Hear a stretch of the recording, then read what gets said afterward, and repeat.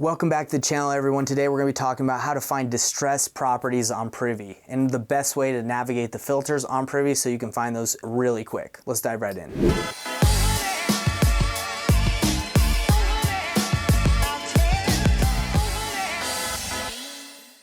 Before we dive into this, I want to tell you guys about my Facebook group. It's absolutely free. It's called Painless Flipping, P-A-Y-N-E.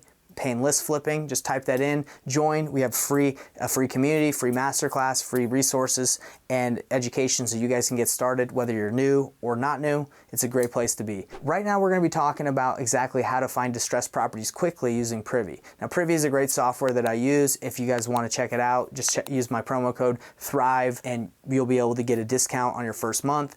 But how do you find distressed properties on Privy? Well, it's pretty simple, and I actually have a video where I'm working with one of the guys that I know in my network on how to use the filter on Privy to find properties exactly with what you filter, the keyword search. You can keyword search, distressed, fix and flip, handyman special. We're going to show you exactly how to do it, and we even make some calls. All right, so let's check it out. What you guys are going to find out is it's not that difficult to find distressed properties if you know where to look, especially if you use software. So let's dive right in. Justin, tell me a little bit about the strategy. Walk me through it like what you did before. All right, so first step, you would go to the filters tab, and you can pick a market, but for this demonstration, we'll do nationwide because some of them are real niche searches that I'm going to put in there. And then you want to scroll down. You can put anything in the filters down there like bed count, whatever, but the main thing we want to show you is the keyword search.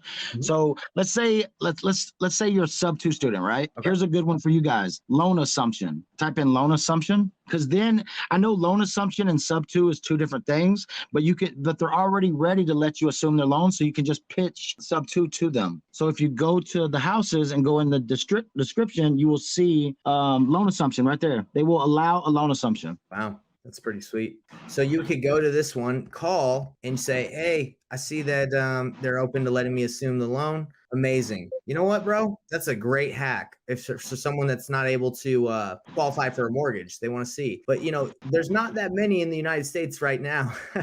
Yeah. It's saying, but, these are ones that you can call quickly and kind of determine what you can get done with it. So let's see this one. Well, guys, if you wanted to, you could call and go to the MLS details. You could find the agent. You could, Oh, well, this is a VA loan. Yeah. VA loan right here. Assuming this That's a good interest rate. Where's the interest rate? Where are you seeing that? So VA loans, I probably don't say it on here, but usually VA loans are like 2% to 3% interest rate. Let's give him a call. Let's call the agent. Let's find out what's going on. Should we call him? Yeah, I'm gonna call him right now. Let's show people how it's done, and then you can see what brokers they're at. Buyer's agent, blah blah blah. They usually have the phone number if you're an agent, but I'm not. So let's see. I want his contact info. We can also just look up the this on Zillow. Usually it pops it up. Listing, that's a nice house. Yeah, that is 19 days on market. So 407-744. This is probably the brokerage number, and I don't like calling the brokerage. We'll give it a shot anyway. So let me give him a call. All right, everybody, it's as easy as this. And if all of you are like, oh man, I'm a little nervous, I don't know what to say, I just want to ask about the rate. I want to ask about, what would we be assuming? Nothing crazy. I just want to know if it's pencil it in and see what the payment would look like.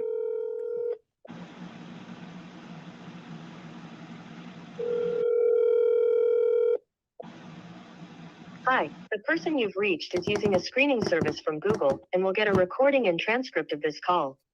Go ahead and say your name and why you're calling. Nathan Payne, calling about the house on Canyon Drive, Sage Canyon Drive.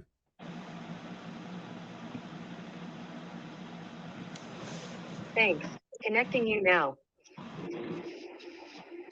Hello? This is Ken Johnson. Hey, Ken, how are you? I'm calling about the house on Sage Canyon Drive. How's it going? Oh, good. Yeah. Yeah. Do you have a couple minutes to chat, or did I catch it at a bad time?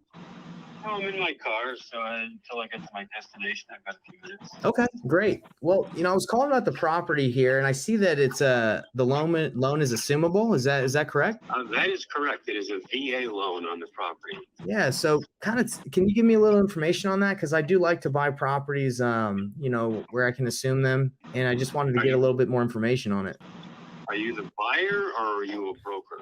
I buy and I do both, but this one specifically, if the terms make sense, and I can cash flow, then I'd probably just keep it. Okay. Are you a veteran by any chance? Well, I'd like to think of myself as a veteran. I've been doing it for about 6 years. I don't know if that counts as. No. I mean a military veteran. Oh, I'm sorry. I was like, well, veteran in real estate. I was like, I try to be. No, I'm not a veteran. I'm not. No, because I mean that would be the ideal scenario. Is if you were a Of veteran, course. then you would have eligibility to assume the VA loan. I've actually bought. VA, right? Yeah, I've actually purchased properties that have had VA loans. I've assumed their loans, but is that just like preference, or are you saying like, is there something I'm missing? Well, if you're not VA eligible, Mm-hmm. then the only consideration would be that you would have to assume the loan and deliver a waiver to the seller so Okay. that he's free of the liability so that he can purchase another home using his VA eligibility. Okay. Yeah. So he's not allowed to have multiple VA properties purchased through his VA status. No, essentially nobody is. Okay. If you ask the Veterans Administration, they say, oh, yeah, you can do it, but Right. because their guidelines are so antiquated, in reality, you can't purchase much more than a trailer home. Right. And then use the loan again on something else. That makes sense. For all intents and purposes, yeah, he needs to be free and clear of any debt obligation so that he can reutilize his full eligibility to purchase his next home. Got it. So having you said that, if I understand correctly, would I still be able to assume the loan? It would just change, like the interest rate and everything would change, or how would that work if I were to? No, you would be able to assume the interest rate at 4%, which I think you'll agree is Yes. not phenomenal. Yeah. And the principal balance is a little over $400,000 in that loan. So you can grab $400K at 4%. Okay. Now, here's where it gets a little tricky. This house has electrovoltaic solar panel system installed on the roof I see that now. that essentially takes care of the entire requirements for the home. Right. Now, where are you from? You live where? I live in Salt Lake City, Utah, but I invest in Florida. Okay, all right. Well, Florida, the Sunshine State, this is actually a place where solar makes sense. Yes. And there's a $60,000 solar system on the roof. Exactly. They get expensive. And so there's two ways that you could go as an investor.